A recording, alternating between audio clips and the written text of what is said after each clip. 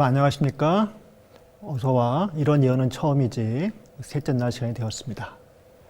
오늘은 셋째 날 전세가 함께 맞이할 첫 번째 예언이라는 제목으로 함께 나눠보고자 합니다. 주로 코로나19가 우리 마지막 시대에 어떻게 의미가 있는지에 대해서 살펴보겠습니다.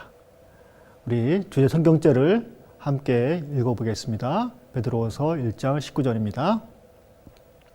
또 우리에게는 더 확실한 예언이 있어 어두운 데를 비추는 등불과 같으니 날이 새어 샛별이 너희 마음에 떠오르기까지 너희가 이것을 주의하는 것이 옳으니라. 예언을 알면 내가 어디서 왔고 어디에 있고 어디로 갈지를 알 수 있습니다. 우리는 지난 이틀 동안 빅데이터나 AI보다 예언이 더 정확하고 중요하다는 것을 배웠습니다.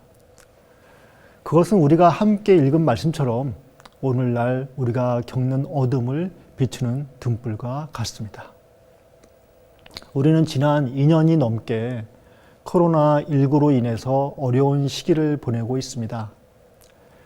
지금은 일상이 많이 회복되었지만 코로나19가 끝났다고 생각하는 사람은 아무도 없을 것입니다. 제가 이 말씀 나누는 이 시간에도 중국에는 코로나로 인해서 대도시들이 봉쇄당하고 있습니다. 저의 주변을 잠시만 돌아보아도 아직 코로나19는 우리와 가까이 있고 언제 다시 크게 재유행을 할지 알 수 없습니다. 제가 구글에 빅데이터로 본 코로나19라는 검색어를 넣어 보았습니다. 검색된 수가 504만 개나 되었습니다. 아주 세밀한 연구들이 진행되는 중인 것을 알 수 있었습니다. 또 빅데이터로 본 코로나19와 말세의 징조 혹은 종말론을 구글에 검색어로 넣어 보았습니다. 그런데 전혀 검색이 뜨지 않았습니다. 이것은 사람들이 생각보다 코로나19와 세상 종말을 연관시키지 않고 있다는 의미가 아닐까 생각해 봅니다. 이것이 빅데이터의 한계라는 생각을 갖게 됩니다. 빅데이터는 우리의 관심 범위 이상으로 나갈 수 없다는 한계를 가지고 있습니다. 우리가 예언을 공부하면서 인지하는 초월적인 그런 존재, 초월적인 영역에 대해서는 전혀 접근을 하지 못하고 있습니다. 그래서 저는 빅데이터라는 말을 빼고 코로나19와 세상 종말, 코로나19와 예언의 성취 등을 검색해 보았습니다. 세상 종말에 대한 이야기는 별로 없었고요. 주로 예언의 성취에 대한 부분도 주로 목회자의 설교에서 언급되는 정도였습니다. 그래서 이 말씀을 전하는 목사로서 이 부분을 한 번은 분명하게 정리할 필요가 있다는 생각을 갖게 되었습니다. 코로나 사태가 일어나자 여러 사람들이 코로나19가 마지막 시대의 예언의 성취입니까? 라는 질문을 하였습니다. 그러면서 이미 이전에도 전쟁도 있었고 기근도 있었고 또 그것처럼 전염병도 있었는데 이번 코로나19가 좀 심하긴 하지만 특별히 이전 전염병과는 다른 무엇인가 있습니까? 라고 말하였습니다. 많은 분들은 전염병이 세상 말세의 징조라고 말할 때 누가복음 21장 11절을 언급하였습니다. 곳곳에 큰 지진과 기근과 전염병이 있겠고 또 무서운 일과 하늘로부터 큰 징조들이 있으리라. 그러나 문맥을 보면 이런 것들이 마지막 때의 징조이긴 하지만 마지막 때의 최종적인 징조는 아닙니다. 이 일이 먼저 있어야 하되 끝은 곧 되지 아니하리라. 9절에 있는 말씀입니다. 근데 끝은 오히려 12절, 13절에 나타나 있습니다. 이 모든 일 전에 내 이름으로 말미암아 너희에게 손을 대어 박해하며 회당과 옥에 넘겨주며 임금들과 집권자들 앞에 끌려가려니와 이 일이 도리어 너희에게 증거가 되리라. 정리하면 큰 지진, 기근, 전염병, 전쟁 같은 여러 사건들이 일어나고 하나님의 백성들은 핍박을 받아서 감옥에 가기도 하고 바로 그러한 와중에 그 일로 인해서 복음을 증거할 수 있는 기회가 생긴다는 것입니다. 재앙과 그리고 핍박과 복음 전도가 연결되는 것입니다. 이런 이해 속에서 저는 코로나19가 다른 이전 사건들과는 다른 특이한 두 가지가 있다는 것을 인식하게 되었습니다. 첫째, 코로나19가 아주 빠르게 전 세계에 퍼졌다는 것입니다. 사실 이런 재해들은 어느 시대나 있었습니다. 그러나 시간이 지나고 마지막에 가까울수록 그 강도가 강해지고 빈도가 높아지고 범위가 넓어지는 추세를 보였습니다. 근데 바로 이번 코로나19는 전염병 역사상 최초로 신속하게 전 세계 모든 곳에 퍼졌습니다. 사망자 수로 보면 14세기 유럽의 흑사병 희생자는 7,500만 명에서 2억 명에 달하는 것으로 추정됩니다. 유럽 인구가 그 지역에 따라 이렇게 편차가 있지만 3분의 1이나 2분의 1이 감소되었다는 것입니다. 그리고 이 인구는 17세기가 되어서야지 회복되었습니다. 1세기 전, 지금부터 1세기 전에 일어난 스페인 독감도 사망자 수가 최소 1,700만 명에서 최대 5천만 명에 달하는 것으로 알려져 있습니다. 그러나 코로나19의 사망자 수는 현재 올해 6월 현재 한 700만 명 정도로 생각됩니다.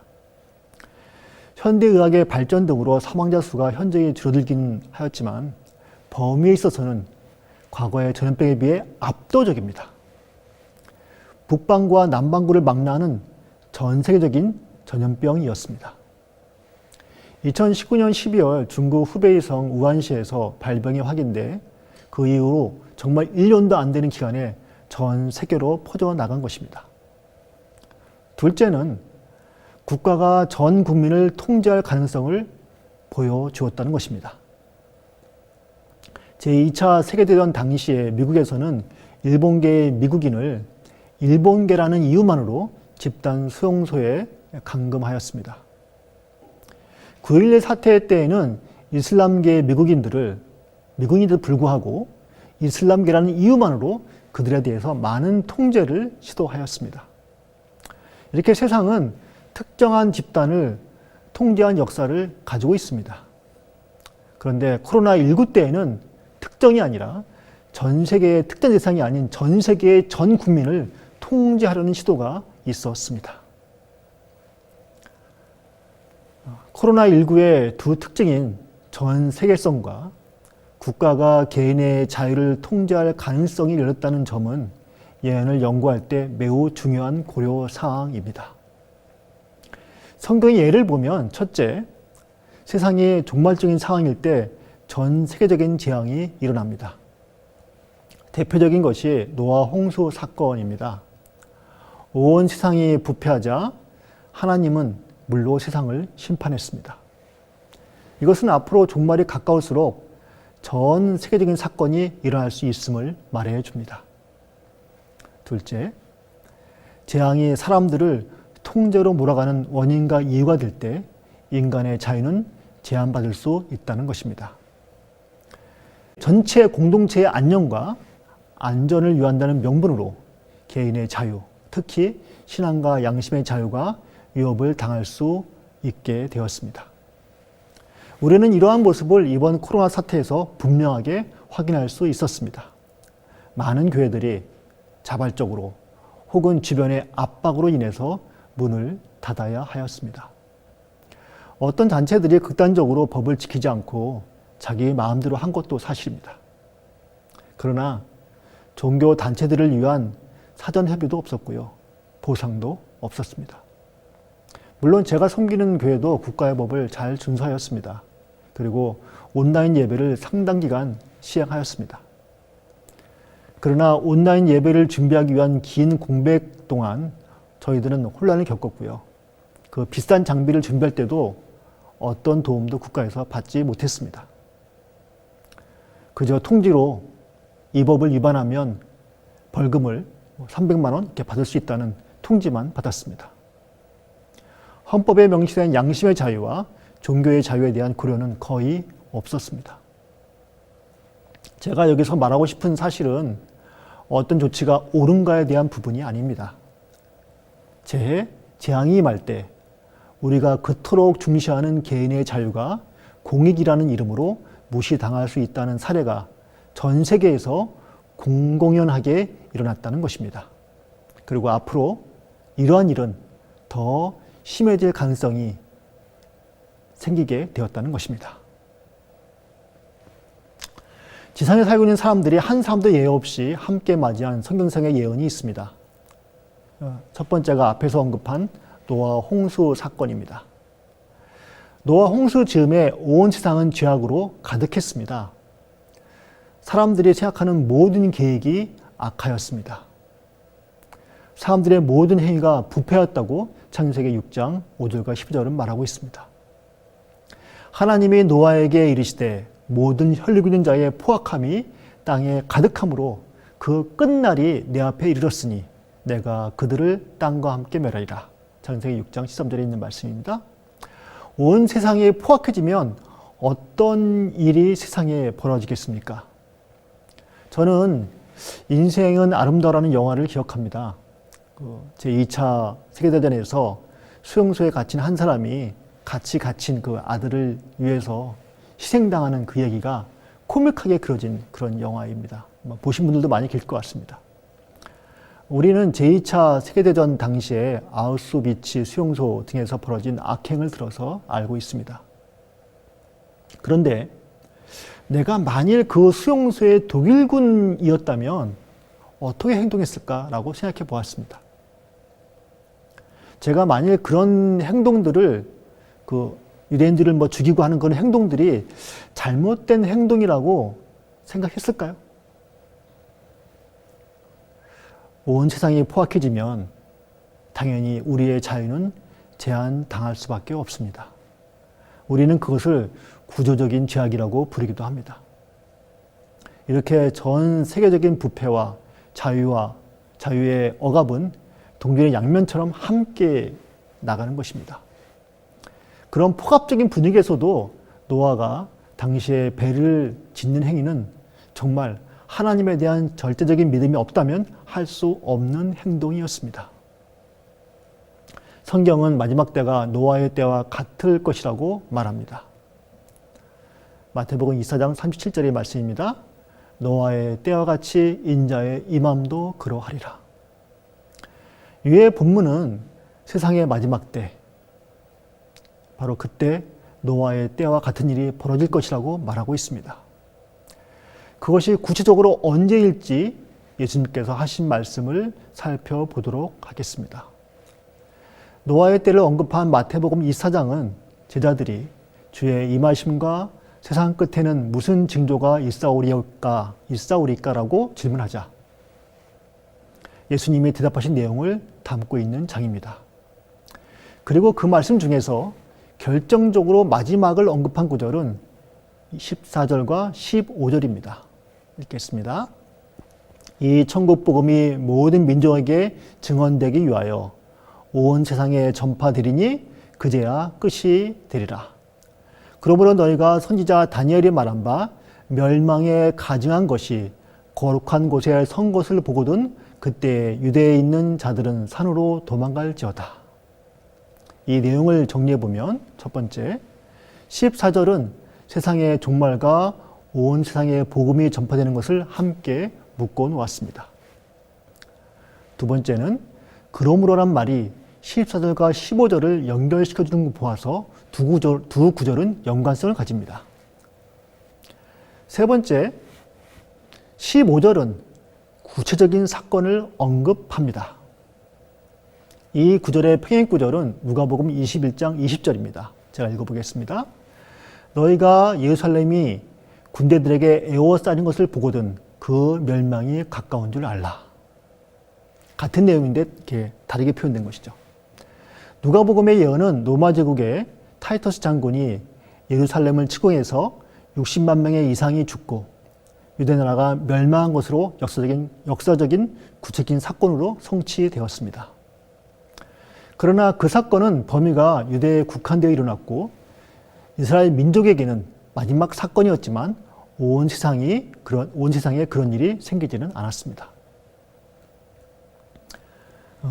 이것을 보면 마태복음 24장 자체가 예루살렘 멸망을 통해 세상의 끝의 멸망을 말하는 내용이고 14절에 복음 전파라는 세계적인 사건이 언급되어 있고 15절 첫 단어 그러므로가 14절과 15절을 연결시키는 것으로 보아서 15절에 멸망에 가장 것이 거룩한 곳에 선다는 그 이러한 것은 예루살렘 멸망 같은 거대한 큰 사건이 마지막 때에 온 세상에 일어나게 될 것이라는 것을 말하고 있습니다.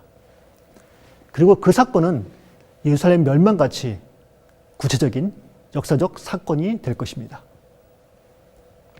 그런데 예루살렘 멸망 당시에 멸망에 가장 것을 의미하였던 로마 제국이 다시 건국되어서 지금 우리 세상을 지배할 일은 없기 때문에 우리는 마지막 시대의 멸망에 가장 것이 무엇인지를 다시 살펴보아야 합니다. 멸망의 가장 것에 대한 구약 성경의 기본적인 의미는 우상 숭배와 관련이 있습니다. 신명기 29장 17절입니다. 너희가 또 그들 중에 있는 가증한 것과 목석과 은금의 우상을 보았느니라. 또 다른 구절입니다. 그들이 다른 신으로 그의 질투를 일으키며 가증한 것으로 그의 진노를 격발하였도다. 그들은 하나님께 제사하지 아니하고 귀신들에게 하였으니 곧 그들이 알지 못하는 신들, 근래에 들어온 새로운 신들, 너희의 조상들이 두려워하지 아니하던 것들이로다. 신명기 32장 16절 17절입니다. 마지막 때의 가장 큰 가증한 것, 그것을 데살로니가 후서 2장 1절로 4절은 이렇게 말합니다. 영으로나 또는 말로나 또는 우리에게서 받았다는 편지로나 주의 날이 이르렀다 해서 쉽게 마음이 흔들리거나 두려워하거나 하지 말아야 한다는 것이라. 누가 이렇게 하여도 너희가 미혹되지 말라.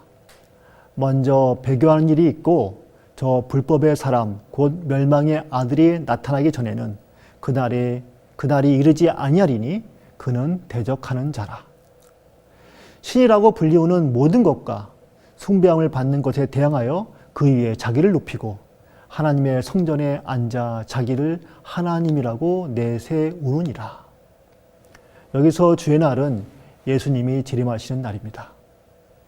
그러므로 예수님의 재림이 있기 전에 불법의 사람이 나타날 것입니다. 그러면 불법의 사람, 멸망의 아들은 누구일까요? 배교하는 일이 나온 것을 보면 기독교 세력입니다. 근데 기독교 세력인데 성경대로 하나님을 따르지 않는 세력임을 알 수 있습니다. 그는 따르지 않을 뿐 아니라 하나님을 대적하는 자가 될 것이라고 데살로니가 후서는 말하고 있습니다. 그는 신이라고 불리우고 숭배를 받고 자기를 높이고 하나님의 성전에 앉아 있고 자기를 하나님이라고 내세웁니다. 멸망의 아들이 거룩한 곳에 자리를 잡은 모양입니다. 지구 역사에서 이런 존재를 우리는 누구라고 생각할 수 있을까요? 혹자는 사탄이라고 말합니다. 그러나 데살로니가 2장 9절에서 보면 그가 사탄의 활동을 따라 모든 능력과 표적과 거짓 기적을 베푼다는 것을 보면, 말하고 있는 것을 보면 사탄이 아닌 사탄을 따르는 존재임을 알 수 있습니다. 그런데 그가 하나님의 성전에 앉아서 자신을 하나님이라고 할 정도이면 기독교 그 세력 중에서 한쪽에 있는 사이비 단체들을 의미한다고 생각할 수 있겠습니까? 그렇지는 않겠죠. 그것보다는 기독교 세력 중에서 주류를 차지하는 존재일 가능성이 높겠습니다. 그렇다면 자신들에게 하나님의 권위가 있다고 주장하고 십계명 중에서 우상 숭배하지 말라는 두 번째 계명을 자신들이 보는 그런 교리문답에서 지워버리고 지워버린 그런 세계적인 종교 세력의 정체는 누구입니까? 역사를 아시는 분들이라면 바로 머리에 번뜩하고 떠오를 것입니다.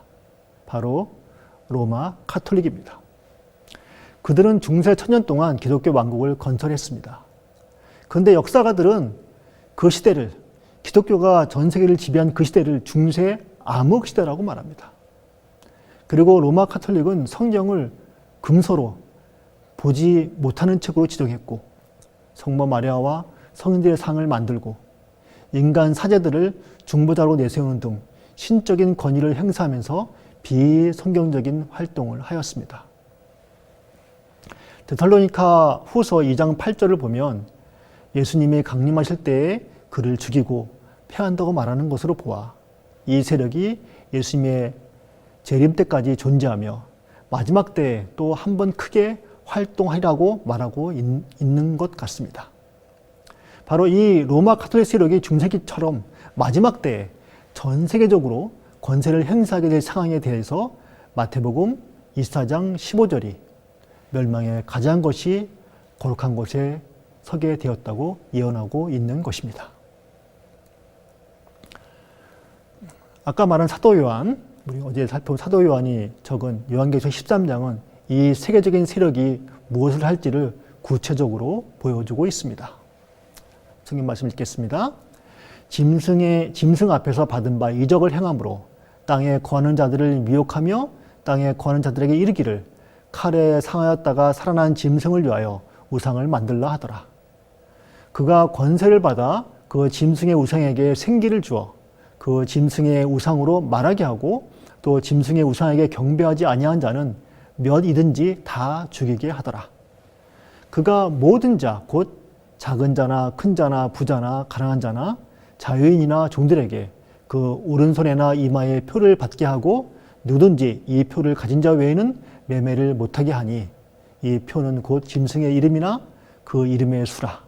제가 여기 있으니 총명한 자는 짐승의 수를 세어보라. 그것은 사람의 수니 그의 수는 666이니라. 요한계시록 13장 14절에서 18절 말씀입니다. 상세한 설명을 드리지 못해서 아쉽지만 여기서 주목해야 할 점은 마태복음 24장 15절에 멸망에 가증한 것과 관련된 짐승의 우상이 등장한다는 것입니다. 짐승과 짐승의 우상이 온 땅에 거하는 자들을 상하게 하며 짐승의 표를 받지 않는 자들에게 매매를 하지 못하게 하여 강제적으로 짐승과 그의 우상에게 경배하게 한다는 사실이 여기에 나와 있습니다. 다시 정리하면 코로나19의 징조를 설명할 때 말한 세계성과 양심과 종교의 자유를 억압하는 일이 지금 동시에 여기에 다시 등장하고 있습니다. 성경을 보면 하나님께서 매매를 금하는, 다시 말해서 경제 활동을 하지 못하게 하는 날이 있습니다. 그것은 안식일입니다. 느헤미야 3장 15절 18절의 말씀을 보시겠습니다. 그때 내가 본즉 유다에서 어떤 사람이 안식일에 술틀을 밟고 곡식단을 나귀에 실어 운반하며 포도주와 포도와 무화과와 여러 가지 짐을 지고 안식일에 예루살렘에 들어와서 음식물을 팔기로 그날에 내가 경계하였고 또 두로 사람이 예루살렘에 살며 물고기와 각양 물건을 가져다가 안식일에 예루살렘에서도 유다 자손에게 팔기로 내가 유다의 모든 귀인들을 꾸짖어 그들에게 이르기를 너희가 어찌 이 악을 행하여 안식일을 범하느냐 너희 조상들이 이같이 행하지 아니하였느냐 그래서 우리 하나님이 이 모든 재앙을 우리와 이 성읍에 내리신 것이 아니냐 그럼에도 불구하고 너희가 안식일을 범하여 진노가 이스라엘에게 더욱 심하게 임하도록 하는도다 하고 하나님께서는 안식일 곧 오늘날의 토요일에는 장사 활동을 하지 말고 쉬며 당신과 이웃을 섬기라고 구별하셨습니다. 그리고 이 안식을 하나님의 인이라고 말씀하십니다. 또 나의 안식일을 거룩하게 할지어다. 이것이 나와 너희 사이의 표징이 되어 내가 여호와 너희 하나님인 줄을 너희가 알게 하리라 하였노라. 에스겔서 20장 20절 말씀입니다. 그런데 요한계시록 13장은 세상 종말의 때에 하나님과 당신의 백성 사이의 표징으로 주셨던 이 안식일을 모방한 짐승의 표를 전 세계적으로 강제하는 때가 올 것이라고 예언하고 있습니다. 그러므로 안식일처럼 오늘날 경제활동을 멈추고 주기적으로 쉬는 날이 언제입니까? 일요일입니다. 그 일요일이 이제는 신앙과 양심의 자유를 억압하면서 모든 사람에게 강제로 강요되는 때가 올 것이라고 예언하고 있습니다. 어떤 사람들은 어떻게 이런 일이 일어날 수 있어? 이런 일이 가능하겠어? 라고 말할 수 있을지도 모릅니다. 그런데 실제로 기독교 역사에서 이런 일이 있었습니다. AD 313년 밀라노 칙령으로 로마 제국은 기독교를 나라에서 인정해 주었습니다. 더 나아가서 AD 321년 3월 7일에는 일요일 휴업령을 전 제국 영토에 내렸습니다. 일요일 날 일하지 말라고 하는 그 칙령입니다.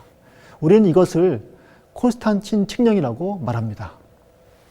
그 칙령에 의해서 그 로마 제국 사람들은 기독교인이든지 아니든지 일요일에 쉬어야 하였습니다. 옛날 얘기지 지금은 이런 일이 어떻게 가능하겠어. 옛날 황제니까 강요할 수 있었지라고 말할 수 있을지도 모릅니다. 그러나 동유럽의 가톨릭 국가인 크로아티아에서 2009년 1월 1일부터 일요일 휴업령을 법적으로 시행 중에 있습니다. 역사를 살펴보면 미국에서도 1800년대 말 미국 전체에 일요일 휴업령을 내려는 법령을 내려는 그런 시도가 있었습니다. 우리 블레어로라고 합니다. 지금도 미국의 많은 주의 경우 비록 사문화되었지만 일요일 휴업령이 법조문에 지어지지 않고 남아 있습니다. 제가 말씀드리고 싶은 것은 지금도 이러한 일이 가능하다는 것입니다. 교황이 제시한 행복 10계명을 보면 그 5번째 일요일은 가족과 함께 쉬자라는 말이 나옵니다. 아시는 분은 아시지만 아까 앞서도 말한 것처럼 가톨릭 교회는 출애굽기에 나오는 10계명을 바꾸었습니다. 그들은 교회의 권위로 2번째 계명을 없애고 10번째 계명을 둘로 나누어 10개를 채웠고요. 안식일을 기억하여 지키라는 말을 주일을 기억하여 지키라는 것으로 바꾸었습니다. 아직도 믿기지 않으십니까? 그럼 한번 우리가 언제부터 주 5일 근무를 하게 되었는지, 토요일과 일요일 쉬게 되었는지 생각해 보시기 바랍니다. 그것은 명령에 나와 있습니다. 그것은 1926년 헨리 포드가 토요일, 일요일에 기계를 강제로 꺼버리면서 노동자들을 위해 복지 혜택을 부여한 것을 시작으로 전 미국 기업에 전파되었고요. 1938년에 법령으로 지정되어서 우리에게 유리하게 되었습니다. 우리나라는 여러 가지 논의 과정을 거쳐서요. 2005년에 법적으로 시행되었습니다. 제가 그때를 지금도 기억을 합니다. 그런데 여러분, 우리가 주 5일이 아니라 언제부터 일요일에 쉬었는지 기억하십니까?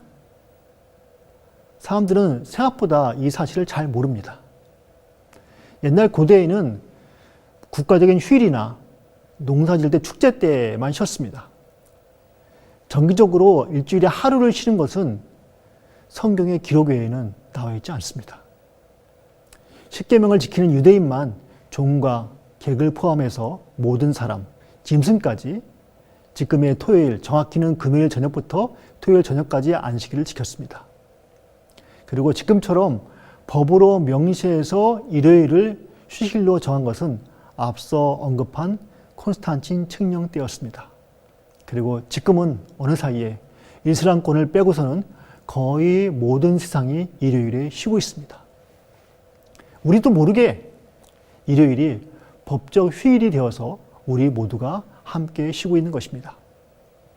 이런 일이 역사적으로 벌어졌고 현재는 유럽의 크로아티아에서 벌어지는 일이 우리에게 일어나지 않는다고 누가 확언할 수 있겠습니까?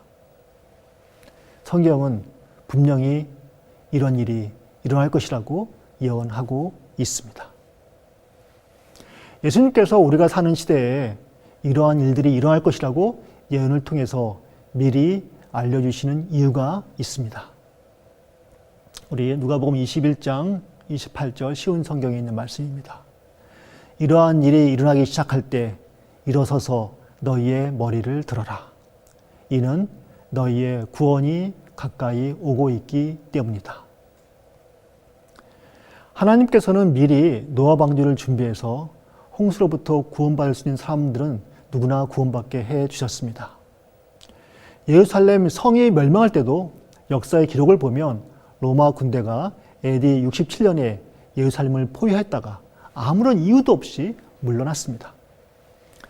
그래서 우리 앞에서 봤죠. 유대에 있는 자들은 산으로 도망할지어다 라는 말씀처럼 예수님이 주신 이 예언의 말씀을 기억하는 그리스도인들은 모두 피해서 구원함을 받을 수 있었습니다. 지금도 예수님은 마태복음 24장 14절에 천국 복음을 모든 사람에게 전파하여 알려주심으로 마지막 때에 가증한 것이 거룩한 곳에 자리 잡은 사건이 무엇인지 가르쳐 주시고 거기에 벗어나서 구원받을 길을 모든 사람에게 보여주고 계십니다. 제가 한번 연세대 상경대학교를 졸업한 한 엘리트 청년과 성경을 공부하게 되었습니다. 그러다가 오늘 저희가 나눈 이 마지막 때의 세계적인 사건, 양심의 자유를 억압하는 사건인 일요일 휴업령에 대해서 말을 나누게 되었습니다. 그때 그 청년은 목사님, 제가 경제를 전공해서 아는데 일요일 날 매매를 못하고 경제활동을 안 하면 국가 경제가 마비됩니다. 그런 일은 절대로 일어날 수 없습니다. 라고 말했습니다. 저는 여러 번 얘기하다가 그에게 정말 못 믿겠다면 내가 너희를 어떻게 할 수는 없지만 실제로 이러한 일이 일어난다면 다시 한번 성경의 예언을 살펴보게 되기를 바란다라고 말하였습니다. 그리고 얼마 있다가 수년이 지나서 크로아티아라는 한 나라에서 상당한 수준의 일요일에 상거래를 금지하는 법이 통과되고 시행되었습니다. 그리고 세상의 흐름은 그쪽을 향해서 지금도 한 걸음 한 걸음 나아가고 있습니다. 이러한 일이 일어나기 시작할 때 일어서서 너희의 머리를 들어라. 이는 너희의 구원이 가까이 오고 있기 때문이다. 예수님께서는 세상에만 몰두해서 살아가는 우리로 하여금 고개를 들고 하늘을 바라보면서 예수님의 구원을 소망하도록 여러분과 저를 초청하고 계십니다. 이 초청에 모두 함께 응하게 되시기를 간절히 바랍니다. 하늘에 계시는 우리 아버지, 오늘 말씀을 접한 저희 모두가 예언의 말씀을 올바로 배우게 도와주시옵소서. 지금 세상에서 일어나는 일들을 상세히 살펴서 주님이 준비해 놓으신 구원의 길을 찾아갈 수 있도록 도와주시옵소서. 예수님의 이름으로 감사하며 간절히 기도합니다. 아멘.